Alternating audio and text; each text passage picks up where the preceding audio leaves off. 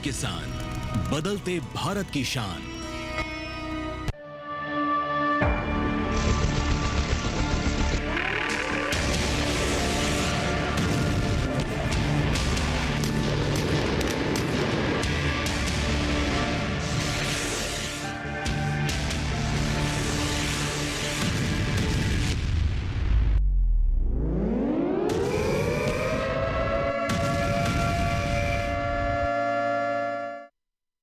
तो सच के साथ का स्पेशल एडिशन है और थोड़ी ही देर पहले आपने देखा विदेश मंत्रालय ने प्रेस कॉन्फ्रेंस की। विदेश सचिव विक्रम मिस्री सामने आए, उन्होंने बताया कि किस तरीके से भारत ने रिटेलिएट किया और ये जो उकसावा था पाकिस्तान का उसका जवाब दिया गया।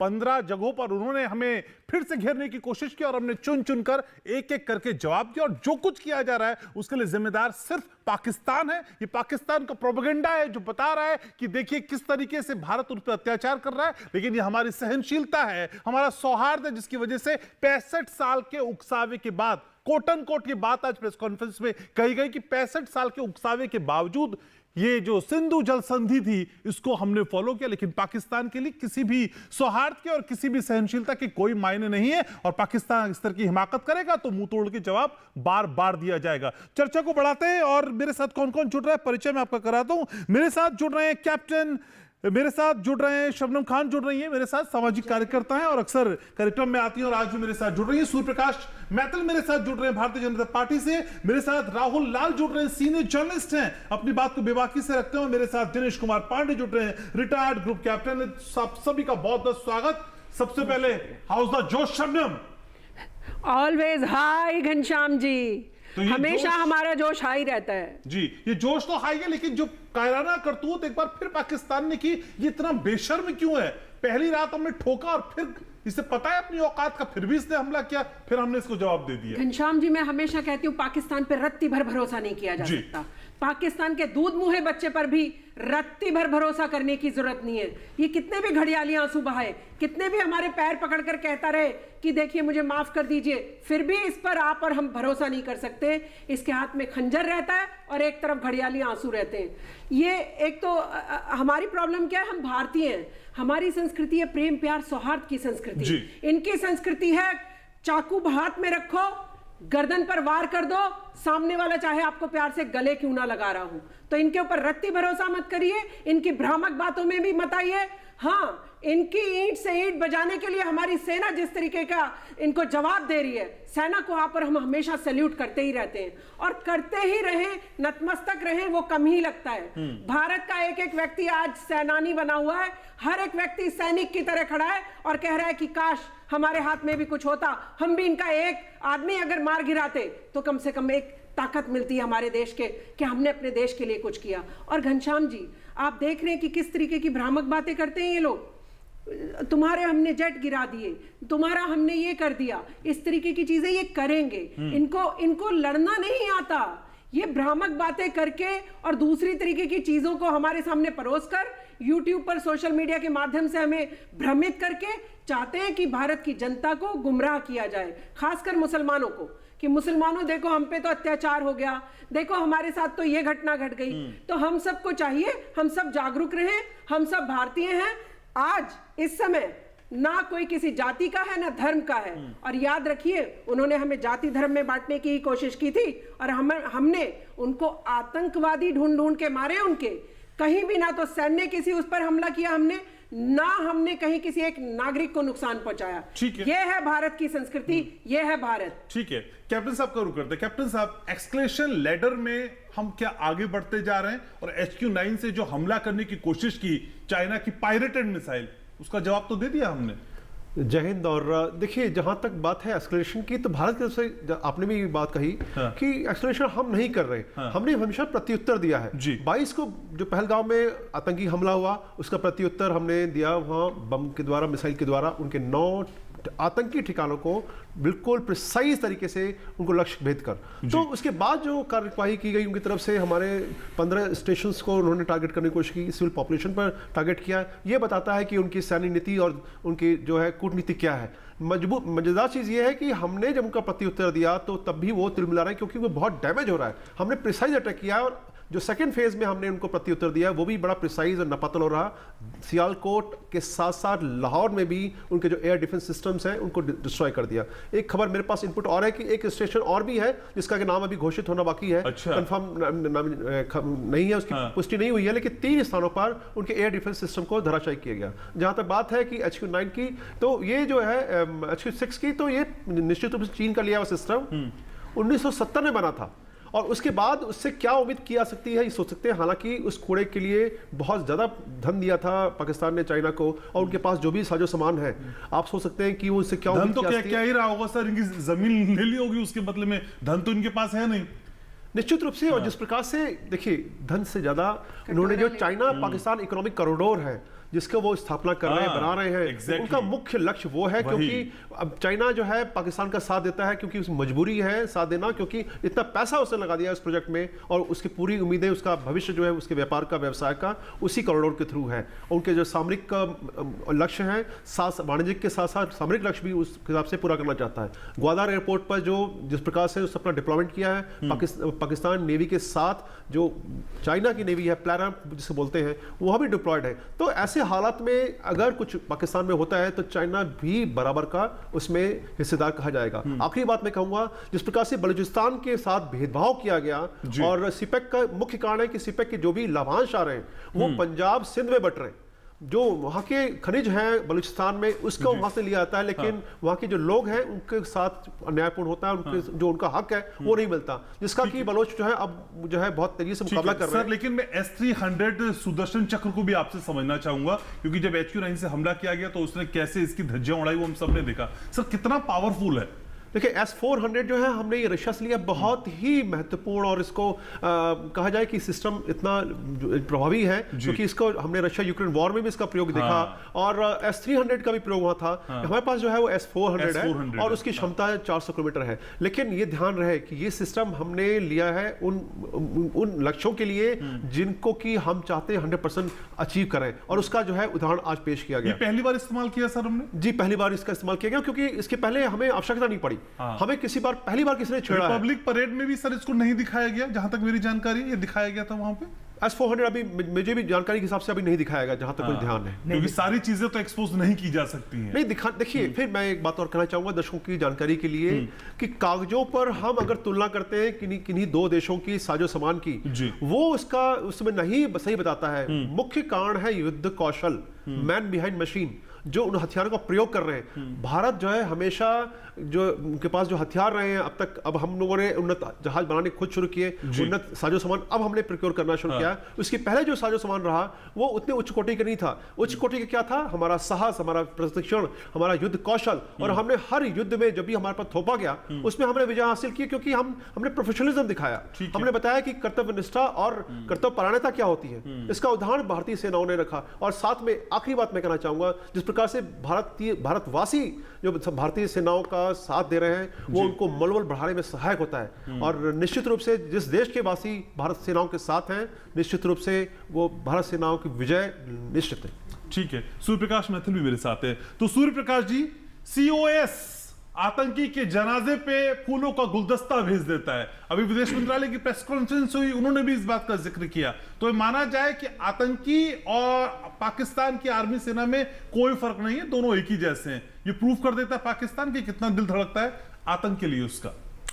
धन्यवाद पहले तो आपको और पूरे देश को। भारत माता की जय, वंदे मातरम। और देखिए आपने कहा कि दोनों एक जैसे हैं, तो मैं इसमें एक एडिशन करना चाहूंगा कि पाकिस्तानी आर्मी डेपुटेशन पे इन सभी आतंकवादी जो फैक्ट्रियां हैं, आतंकवादी ग्रुप्स हैं, उनमें अपनी सेना की जो कमांडोज हैं या कैप्टन हैं, मेजर हैं, इनको डिप्यूट करती है, ऐसा मेरा मानना है। और ये बीच में निकल के भी आया, देखा भी गया जिस प्रकार से पाकिस्तानी आर्मी लगातार ट्रेनिंग कैंप्स जो ये चल रहे थे, ये जितने भी ट्रेनिंग कैंप्स हमने 7 तारीख की रात को उड़ाए हैं, उन सभी 7 तारीख की मॉर्निंग में उड़ाए हैं, ये सभी ट्रेनिंग कैंप्स जो हैं, इन सब में पाकिस्तानी आर्मी के ट्रेंड कमांडोज वहां पर वो जो आतंकवादी कीड़े हैं ना, उनका जो है ट्रेनिंग देते थे। अब आज एक और चीज मैं आपके दर्शकों को बताना चाहता हूं, जो Q9 जो है, जो इनका लाहौर में जो एयर डिफेंस सिस्टम, कचरा डिफेंस सिस्टम मैं कहूँगा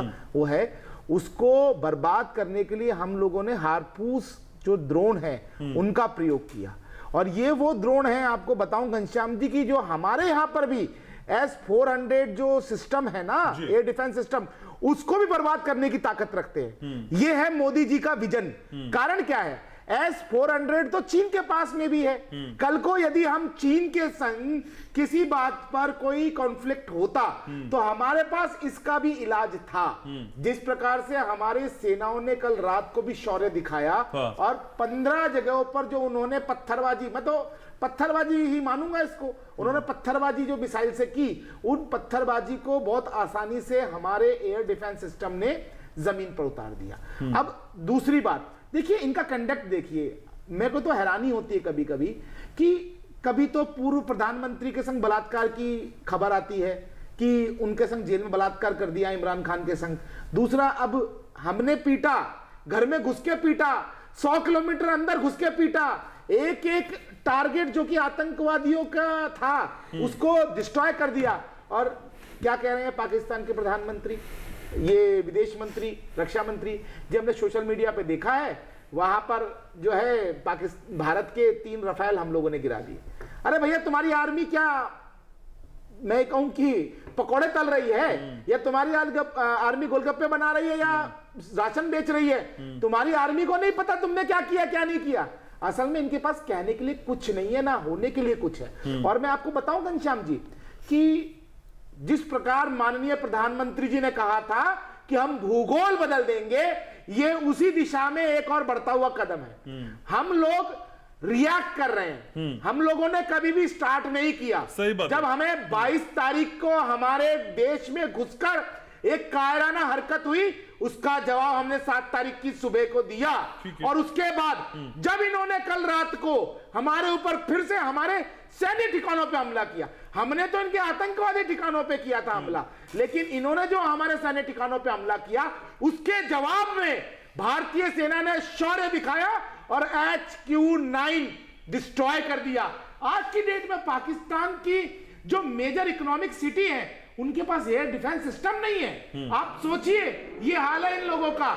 और ये केवल और केवल आतंकवाद के ऊपर पलने वाले लोग हैं, ये पीठ में छुरा भौंकने वाले लोग हैं। ये चुपचाप घुस के आएंगे, चुपचाप निहत्थे लोगों पे हमला कर सकते हैं। अब इनमें दम नहीं है कि आमने सामने में भारतीय सेना का ये मुकाबला कर सके। ठीक है, एक और चीज मैं बताना चाहता हूं, नमन करना चाहता हूं, हमारे 16 नागरिक जो हैं वो वीर गति को प्राप्त हुए हैं। यही कारण है कि जब ये निहत्थे नागरिक ठिकानों पे हमला कर रहे हैं, ये दर्शाता है कि कितने ये कायर हैं।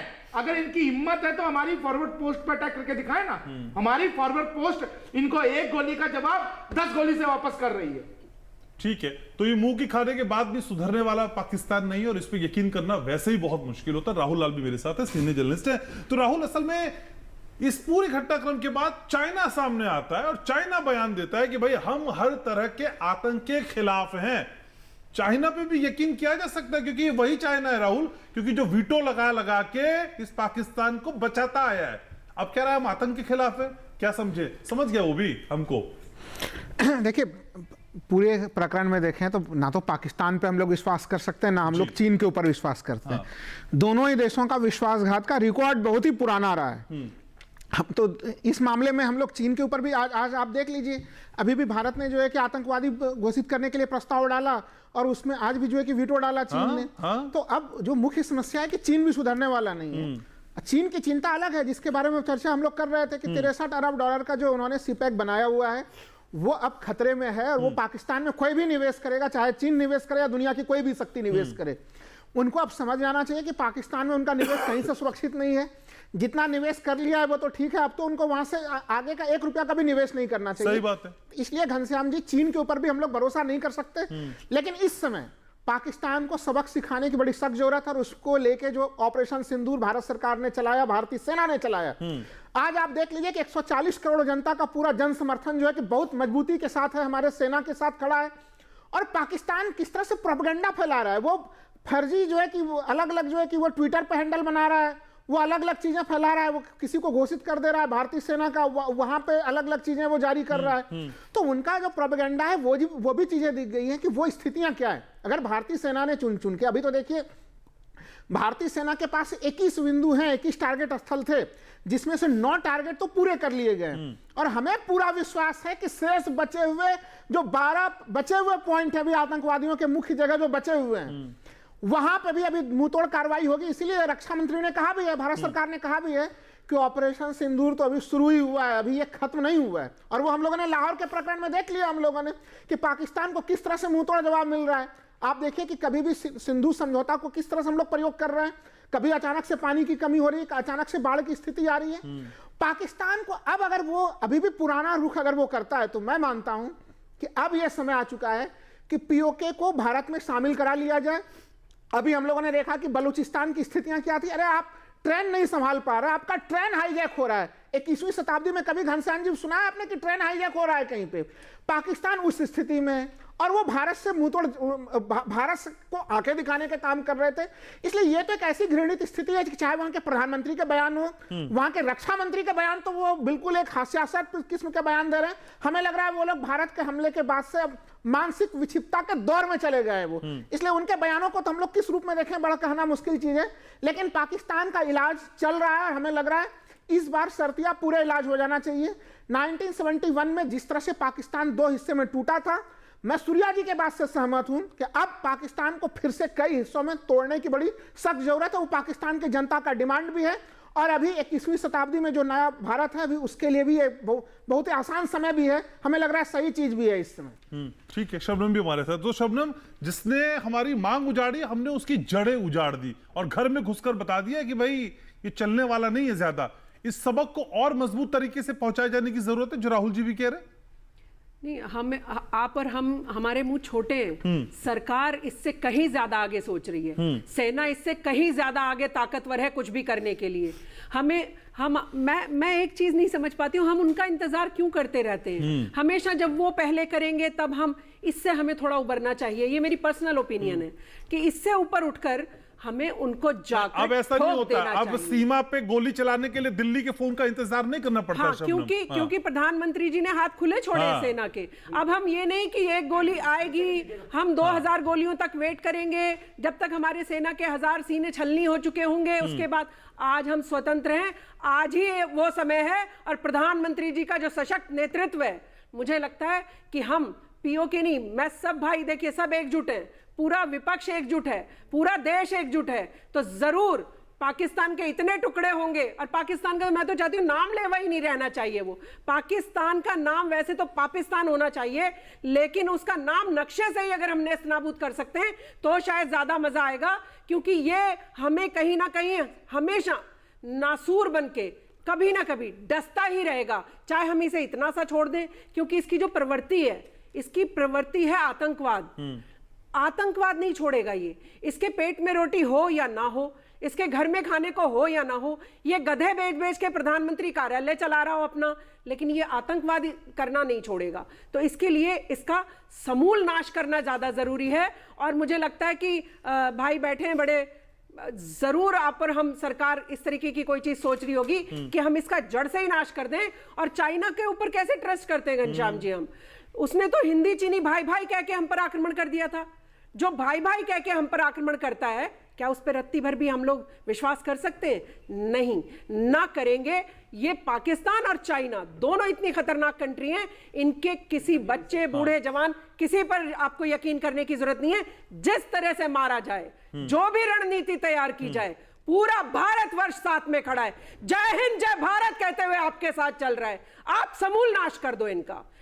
आर्मी वालों से मेरी गुजारिश है, जिस तरीके से भी हम लोगों का भी कहीं इस्तेमाल हो सकता हो, बुला लीजिए, हम लोग साथ आएंगे। क्या बात है, ठीक बात है। और यही जोश और जज्बा पूरे देश में। सूर्य प्रकाश को जोड़ना चाह रहे हैं जल्दी से सर्वे में, कैप्टन साहब के पास जा रहा हूं। घनश्याम जी, जैसा कि अभी पूर्व में चीन के ऊपर जो टिप्पणी की राहुल भाई ने, बिल्कुल सही है कि चीन पर तो हम कभी विश्वास नहीं कर सकते थे। लेकिन हमारे देश में भी कुछ ऐसे राजनेता थे जिन्होंने कि जब तक ऑपरेशन सिंदूर जो है एग्जीक्यूट शुरुआत हुई थी, वो लोग भी बहुत सारी नौटंकियां कर रहे थे। सही बात है, मेरे सही को बात ऐसा है। लगता है कि अब उनको अपने पापों का प्रायश्चित करना चाहिए। मुझे ऐसा लगता है चरणजीत सिंह चन्नी को, जिनको कभी दिख नहीं रहा था, सबूत वो मांग रहे थे, उनको अब सबूत मिल गए, वो तो पाकिस्तान ने दिए, अब तो आके सामने आना चाहिए। अब तो हाथ जोड़ के भारतीय सेना के शौर्य को सलाम करना चाहिए। जिस प्रकार से ये कांग्रेस के जो प्रदेश अध्यक्ष हैं उत्तर प्रदेश के, वो कौन से राजा जय राय, वो राफेल के ऊपर लॉन्ग फ्रेम ले लीजिए, पीसीआर प्लीज लॉन्ग फ्रेम ले लीजिए। राहुल जी भी बोलना चाह रहे, बोलते रहिए सूर्य जो जी। उन्होंने जो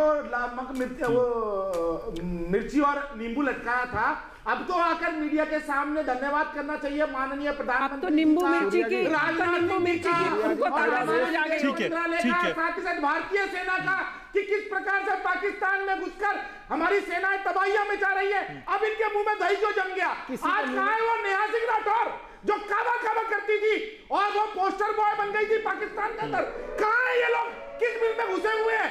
इसका मतलब ये केवल और केवल पाकिस्तान का परोक्ष रूप में साथ देते हैं और यहाँ बैठकर जब कभी मौका मिलता है तो भारत की सरकार के ऊपर प्रश्न उठाते हैं, पत्थरबाजी करते हैं जैसे पाकिस्तान करता है। और आज जब असली शौर्य सेना दिखा रही है तो ये लोग अपने अपने बिलों में घुसे बैठे। ठीक है राहुल जी, इनके मुंह में दही जम गया है। अब इनकी जो है पैरों में लकवा मार गया है। घनश्याम जी, हाँ राहुल, मुझे पूरा विपक्ष बिल्कुल एकजुट दिखाई दे रहा है। मुझे 140 करोड़ जनता एकजुट दिखाई दे रहा है। इस समय भी माइक्रोस्कोप बोलो ना भाई, माइक्रोस्कोप ले लेके, अरे छोड़ दीजिए, माइक्रोस्कोप ले लेके ढूंढने का समय नहीं है कि आए अब मीडिया के सामने देखिए, हाथ जोड़ के माफी मांगे। आप देखिए इस समय नेहा सिंह राठौर कहां से आ गए? क्या पूरा देश एकजुट नहीं है? पूरा देश एकजुट नहीं है। ये आप जबरन देश की एकजुटता को तोड़ने का प्रयास कर रहे हैं। भारतीय जनता पार्टी का ओरिजिनल चरित्र पूछो ना सूर्या मैथिल जी, ये देश को एकजुट करने का समय इस समय आपस में करने का समय नहीं है। इस समय आपको पीयूष गोयल जी का बयान दिखाई नहीं दे रहा आपको? तो फिर अगर देखिए ना, प्रश्न उठाते हैं ठीक है।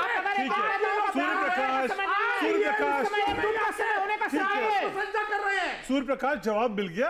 लगातार सरकार जवाब दे रही है, प्रेस कॉन्फ्रेंस कर रही है। घनश्याम जी, ये कहां है? ये पूरा देश एकजुट है। ये लोग कहां है? आज all party all party meeting में खुद राहुल गांधी ने कहा है कि हम सरकार के साथ हैं। ओवैसी ने कहा है सर, सभी लोग इस संकट की घड़ी में राजनीति नहीं कर रहे, सब साथ हैं, सब मान रहे। प्रश्न ये है कि जिस चरणजीत सिंह चन्नी ने ये कहा था कि कहां बम पड़ा, कहां सर्जिकल स्ट्राइक हुई, आज वो मीडिया के सामने आकर कुछ तो शब्द बयान लेकर ले रहा है।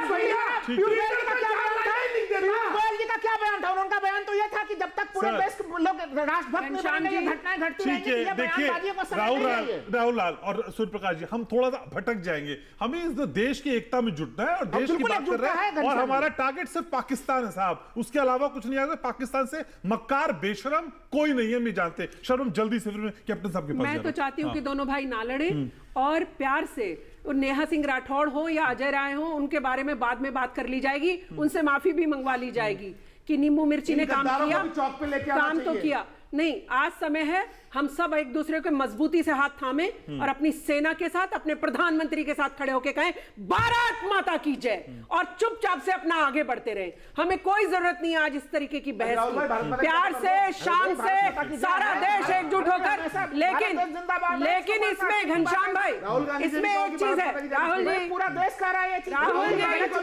एक वीडियो बनाए और उसमें कहे जिस प्रकार मेरी बहन सुन लीजिए, हम बोल रहे हैं भारत आपसे ज्यादा देशभक्त है, ऐसा राहुल गांधी भी बोल के दिखाए। पूरा देश बोल रहा है। ठीक है राहुल जी, सूर्य प्रकाश जी रुक जाए, सर थोड़ा सा आगे की बात भी करते हैं। जी कैप्टन साहब भी मौजूद हैं। कैप्टन साहब, अगर आगे की स्थिति का हम आकलन करने की सोचिए तो अगले कुछ घंटे कितने संवेदनशील आपको दिखाई देते हैं? क्योंकि पाकिस्तान तो बदतमीज से आप जानते हैं, मक्कार है, बेशरम है, वो मानेगा नहीं ऐसे। देखिए निश्चित रूप से जिस प्रकार से एस्केलेशन की तरफ कदम बढ़ाए हैं पाकिस्तान ने, हमें प्रत्युत्तर देना पड़ेगा और निश्चित रूप से अगर उन्होंने हमारे पर वार किया तो प्रत्युत्तर भी हमारा तगड़ा होगा। तो एस्केलेशनरी सिस्टम ऑटोमेटिकली आगे बढ़ेगा, इसको रोकना बड़ा मुश्किल है। महत्वपूर्ण क्या है कि जब युद्ध होता है किसी देश का दूसरे देश पर, तो वो युद्ध केवल सेनाएं नहीं लड़ती, पूरा देश लड़ता है। और जब मैं ये कह रहा हूं कि पूरा देश लड़ता है, इसका मतलब क्या है? हर व्यक्ति का, हर नागरिक का एक कर्तव्य है कि वो देखे कि राष्ट्र धर्म के प्रति किस प्रकार से वो सहयोग दे सकता है, जिस प्रकार से संभव हो।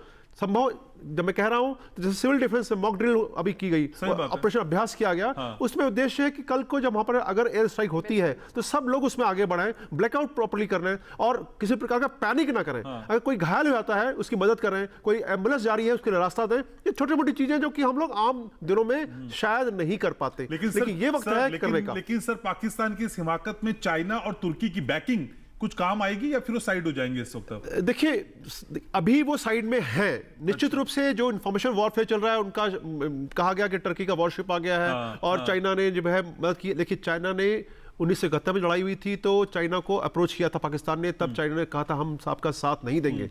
बात कहना कुछ और होता है। और देखिए, कूटनीति में बहुत बड़ा एक नियम है, कूटनीति में राष्ट्र हित सर्वोपरि होता है और राष्ट्र के कोई भी परमानेंट फ्रेंड नहीं होता कूटनीति में। राष्ट्र जो कूटनीति होती है वो राष्ट्र हित को देखती है, मेरे देश के हित में क्या है मैं वही करूंगा, बाकी किसी के साथ संबंध बिगड़ते बनते हैं वो अलग चैप्टर है। तो चाइना के साफ कहा भाई हमें लड़ाई नहीं करनी है। और अभी भी अगर देखें तो चाइना ने केवल स्टेटमेंट दी है और उसके खुद का स्वार्थ नहीं था, इसमें कोई शक नहीं, लेकिन उन्होंने ऐसा कोई भी कमेंट नहीं दिया है जो कि भारत के विरुद्ध हो।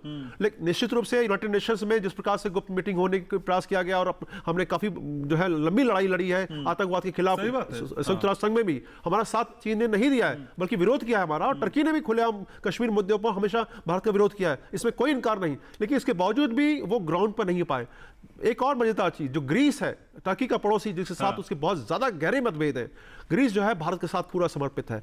ये जो है टर्की जानता है कि अगर आवश्यकता पड़ी तो ग्रीस जो है भारत की मदद ले सकता है। बात नंबर 3, इस समय जो टर्की के हालात है अंदरूनी कलह बहुत ज्यादा फैला हुआ है। जो वहां का जो राजनीतिक उथल पुथल है, किस प्रकार से जो है सिविल वॉर की कंडीशन में है, ऐसी हालत में क्या वो पाकिस्तान की मदद कर पाएगा? ये सब प्रश्न हैं जो कि इतना आसान नहीं। की औकात युद्ध को चलाने की कितने दिन की है? सीधा सवाल सर। देखिए, 3 बहुत महत्वपूर्ण फैक्ट मैं बताना चाहूंगा। पहला कि उनके पास खुद उन्होंने कहा है कि जो पिछले सेनाध्यक्ष थे उन्होंने कहा कि हमारे पास गोला बारूद के पैसे नहीं है, तेल के पैसे नहीं, पेट्रोल के पैसे नहीं है, बम नहीं है। दूसरा बात कि रिसेंट रिपोर्ट आई थी कि उनके पास जो एमुनेशंस हैं वो केवल मात्र 4 दिनों के हैं। तो 4 दिन से ज्यादा क्या करेंगे वो आप देखिए। तीसरी बात, जो उनकी आर्थिक जो हालत है उनकी वो एकदम दयनीय है, लोगों को खाने पीने की समस्या हो रही है। और उसके बाद हमने जो अभी एक कूटनीतिक उनके ऊपर सर्जिकल स्ट्राइक की है इंडस वाटर ट्रीटी के तहत, उसके तहत अभी केवल हम 10% पानी रोक पाने की क्षमता रखते हैं। अगर हमने उस पानी रोक दिया उनकी जीडीपी 1.5% गिरेगी और उनकी जो कृषि उत्पाद है उसमें कमी आएगी 15 से 20% की। सर, पानी रोक और एक बात भी दिया सर, बगलियार और जी बिल्कुल बिल्कुल, एक बात और रणनीति का हिस्सा है। एक बात, हाँ बिल्कुल सही करेंगे, वो भी रणनीति का कूटनीतिक सर्जिकल स्ट्राइक में बोल रहा हूं। सुखा के मारेंगे या पानी पिला पिला के मारेंगे? मारेंगे जरूर। देखिए, एक और इसमें एक बात जुड़ी हुई है कि जब ये पानी पहुंचेगा, जो पानी उनको मिलेगा पानी पहुंचेगा तो वो कहां तक जाएगा? पंजाब तक, सिंध तक और बलूचिस्तान तक नहीं पहुंच जाएगा। इसका परिणाम क्या होगा आप खुद सोच सकते हैं। तो जो जिस प्रकार का ये इतना छोटा कदम नहीं है वो हमें इसमें दिखाई दे रहा है कि शायद हमने पानी रोक दिया, कुछ बहुत बड़ा नहीं किया, लेकिन पानी आप खुद सोचिए, अगर आपके घर में पानी नहीं आता है तो आपकी रसोई नॉन ऑफ, आपका खुद का नहाना धोना, हर चीज रुक जाती है, पूरा जीवन रुक जाता है। इसी प्रकार से ये जब तीनों राज्य परेशान होंगे, सिंध, बलूचिस्तान और फाटावारा के एरिया जो है, तो उस समय क्या होगा आप एक अनुमान लगाइए। तो निश्चित रूप से बहुत करारा वार है, परिणाम थोड़ा वक्त लगेगा लेकिन बहुत जबरदस्त। राहुल कुछ ऐड ऑन करे। राहुल, मैं केवल यही चीज कहूंगा कि देखिए, जो आपने सवाल पूछा, चीन अभी पाकिस्तान के साथ नहीं आ सकता घनश्याम जी। जिस तरह का ट्रेड वार अमेरिका के साथ छिड़ा हुआ है, चीन और अमेरिका के ट्रेड वार की स्थिति में चीन बुरी तरह से फंसा हुआ है और चीन को पता है कि वो इस समय अगर पाकिस्तान के साथ आता है तो भारत उसका सबसे बड़ा व्यापारिक साझेदार भी है। वो आंकड़े भी आप देख लीजिए। इन स्थितियों में वो कभी भी भारत के सामने में खुल के नहीं आ सकता। और हमें तो लग रहा है कि जो जिस तरह से भारत का कठोर रुख हम लोगों को दिखाई दे रहा है, संयुक्त राष्ट्र संघ में भी भविष्य में आतंकवाद का समर्थन जिस तरह से भी वो खुल के कर पा रहा है, जिस तरह से भारत और कठोर जवाब पाकिस्तान को देगा, भविष्य में वो चीजें भी बदलेंगी। लेकिन एक चीज हम दर्शकों को बिल्कुल समझ लेना पड़ेगा कि पाकिस्तान का एक डीप स्टेट है और उस डीप स्टेट के 2 हिस्से हैं, आतंकवाद और वहां की सेना। इसलिए आतंकवाद और सेना ही पाकिस्तान को चला रही है। वो उस जगह पे, और भारत का जो हमला हुआ है ये पाकिस्तान पे हमला नहीं है, ये पाकिस्तान के डीप स्टेट पे हमला है। नहीं तो आप सोचिए, आतंकवादियों के मरने के बाद क्यों उनको जो है कि वहां पे राष्ट्रीय सम्मान दिया जा रहा है पाकिस्तान में, जो अभी भी हम लोगों ने प्रेस कॉन्फ्रेंस में भी जो विदेश सचिव महोदय दिखा रहे थे, तस्वीर दिखा रहे थे, ये पाकिस्तान की एक खुली जो एक स्थिति हम लोगों को दिखाई दे रही है इसलिए अब उस पूरे नेक्सस पे, चाहे वहां का सैनिक वाला नेक्सस हो और आतंकवादी वाला, उसके ऊपर हम लोगों को हमला करके उससे हमेशा के लिए तोड़ फोड़ के नष्ट करना पड़ेगा घनश्याम जी। ठीक है सूर्य प्रकाश जी, कुछ वीडियोस जो पाकिस्तान से आ रहे हैं, जो पाकिस्तानी ही बना रहे हैं, और जब भारत की तरफ से हमला हो रहा है वो रिकॉर्ड कर रहे हैं और वो खुश हो रहे हैं, वो तो जश्न सोच रहे हैं। उन्हें लग रहा है कि पाकिस्तान को यहां ध्वस्त करके पाकिस्तान का पुनर्जन्म हो जाएगा। बिल्कुल घनश्याम जी, क्योंकि देखिए पाकिस्तान की जो आम आवाम है ना, मैं ऐसा मानता हूं कि जो आम आवाम है, उस आम आवाम में कुछ लोग ऐसे भी होंगे जो कि अपने देश के अंदर जो आतंकवाद पनप रहा है उससे परेशान होंगे, और साथ ही साथ वो सब लोग माननीय प्रधानमंत्री जी की कुशल नेतृत्व को भी सलाम करते हैं। वो भी कहते हैं हमारे देश में भी एक मोदी होना चाहिए था, ताकि हमें इस गरीबी से, इस भूखमरी से, इस परेशानी से, इस गुर्बत से निकाल सकता था। लेकिन असल में वहां की लीडरशिप क्या है, आप देखिए वहां के जितने भी प्रधानमंत्री हैं उन सबके घर बाहर हैं, विदेशों में हैं, आलीशान मकान हैं। साथ ही साथ सेना के जितने भी जर्नल हैं, कर्नल हैं, उन सबके विदेशों में बच्चे पढ़ रहे हैं और सभी बाहर सेटल्ड हैं प्रॉपर तरीके से। उसकी बनस्पत हिंदुस्तान में ना कोई प्रधानमंत्री का घर बाहर है, एक को छोड़ देते हैं, पूर्व प्रधानमंत्री परिवार जो विदेश में ही घूमते रहते हैं, उनको छोड़ के बाकी कोई भी प्रधानमंत्री ले लीजिए, उन किसी का भी बाहर विदेश में कोई इंटरेस्ट नहीं है। भारत की सेना के जितने भी जनरल हैं, कर्नल हैं, वो सब भारत के अंदर ही सेटल्ड है। इसका मतलब ईमानदार प्रशासन है, और वो भी ये चाहते हैं पाकिस्तान में कि हमारे देश में भी कोई ईमानदार प्रशासक आए। एक बात और मैं आपको बता दूं कि अब पाकिस्तान में जो लोग खुशियां मना रहे हैं ना, वो लोग हैं जो बलूचिस्तान के लोग हैं, वो लोग हैं जो वजीरिस्तान के लोग हैं, क्योंकि बलूचिस्तान में जो उनके मिनरल्स हैं, जो उनके खनिज हैं, उनको वहां से खनन करने के बाद उसका जो प्रॉफिट होता है वो पंजाब में और लाहौर में डिस्ट्रीब्यूट होता है। सूर्य प्रकाश जी, मुझे वाइंड अप करना होगा, लेकिन आखिरी सवाल ग्रुप कैप्टन डीके पांडे साहब आपसे। सर, आगे के कुछ घंटों को अगर अभी सब एनालिसिस करने की सोचें तो स्थिति कहां जाके थमती? सर 30 सेकंड में बोलेगा, फिर वाइंड अप कर रहा हूं। जी जी, बहुत महत्वपूर्ण क्षण है ये, क्योंकि उन्होंने प्रत्युत्तर दिया है और शायद अगला कदम भी उनका उठाए। हमें पैनिक नहीं करना है, सेनाएं हमारी सक्षम है, हमारी 5 लेयर की एयर डिफेंस है। और तो सोचिए कि एक लेयर अगर भेजने का भेजता है, दूसरा है, तीसरा है, चौथा है, तो आप बिल्कुल सुरक्षित हैं, किसी प्रकार का पैनिक नहीं होना चाहिए। और सेनाओं पर भरोसा रखिए, वो आपको वो सब देंगी आप जो चाहते हैं, और जिस पर कि हमें पूरे राष्ट्र को गर्व होगा। शबनम, एक बार दहाड़ना होगा, पाकिस्तान को समझाना होगा कि हमें हल्के में ना ले। घनश्याम जी, आपको पता है हम जो आतंकियों को वहां पर समाप्त कर रहे हैं ना, वो सेना वाले ही हैं।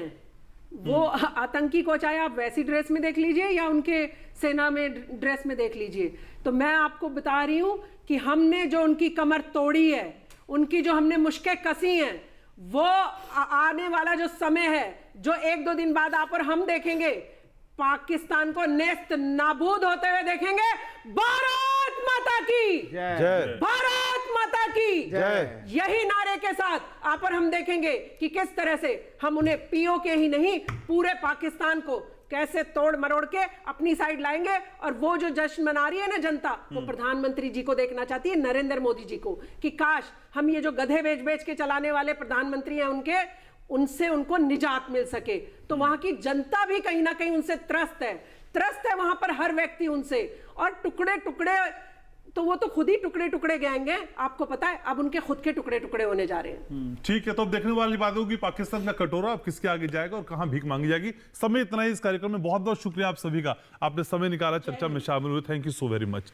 तो फिर आज सच के साथ के अंक को यहीं समेटना है, अगली मुलाकात अगले अंक में होगी, लेकिन तब तक के लिए आपको ध्यान रखना है, किसी भी अफवाह के चक्कर में नहीं फंसना है। और मैं लगातार आपसे कहता हूं, कहीं भी अगर मॉक ड्रिल हो रही है, सिविल डिफेंस के लोग काम कर रहे हैं, तो उसकी रील बना के सोशल मीडिया पे अपलोड नहीं करना है। ये सहयोग हमारा सरकार के लिए बहुत बड़ा योगदान होगा।